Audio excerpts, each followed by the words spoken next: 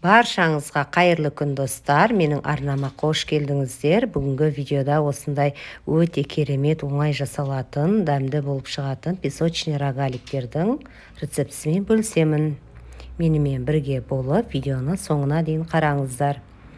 Бізге қажетті заттар бөлме температурасындағы қаймақ, сары май, қамыр қопсытқыш және де електен өткізілген ұн, вареный сгущенка, қант ұнтағы қажет болады. Қант ұнтағы бізге соңында қажет болады.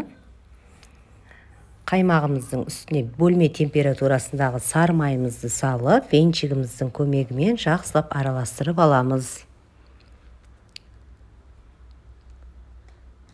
Біздің қаймағымыз бен сары майымыз бөлме температурасында болғандықтан тез араласып, тез бірігетін болады.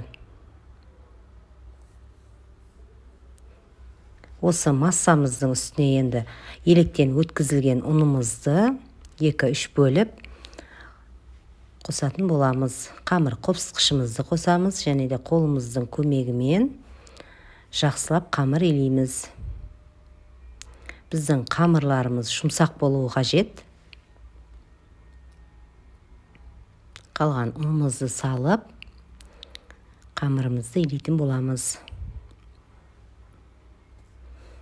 Бізде осындай мінеке әп-әдемі қамыр шықты, қолымызға жабыспайды, жұмыс жасағанға өте ыңғайлы, жұп-жұмсақ.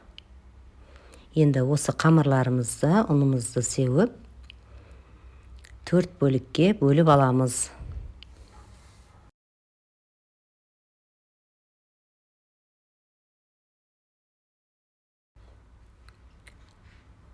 Қамырымызды осылай 4 бөлікке бөліп алдық. Енді осыны қайырып, күлшелеп аламыз.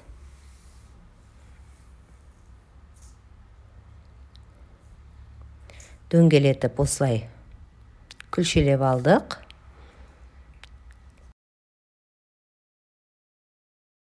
Столымызға ұнымызды сеуіп, осы қамырымызды дөңгелетіп, жұқалап жайып аламыз.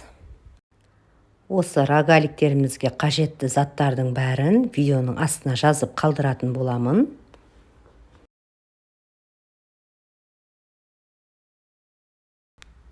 Осылай дөңгелетіп, жұқалап жайып алдық.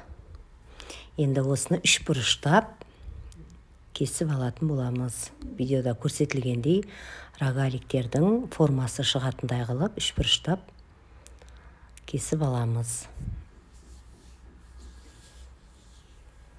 Енді вареный сгущенкамызды салмасын салып шығамыз.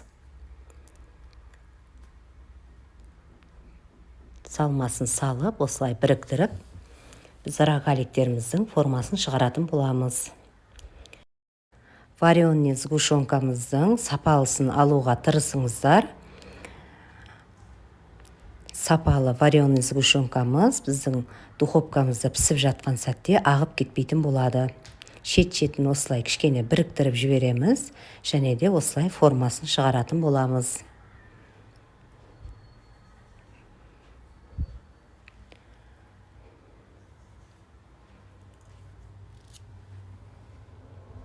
Рогаликтеріміздің бәрін осылай жасап алдық.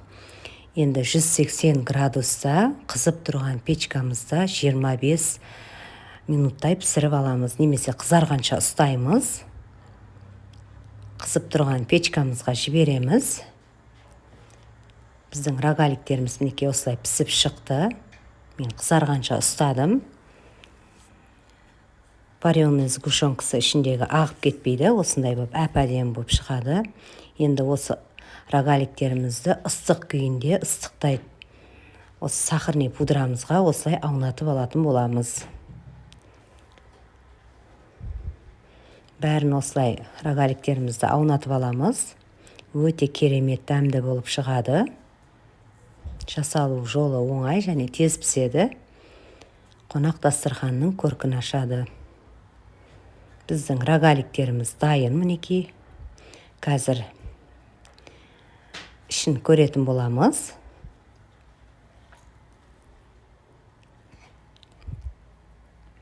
Осындай болып піседі мінеки. Іші де өте керемет болып піскен, үгілмелі болып тұр. Жасап көріңіздер, астарың дәмді болсын.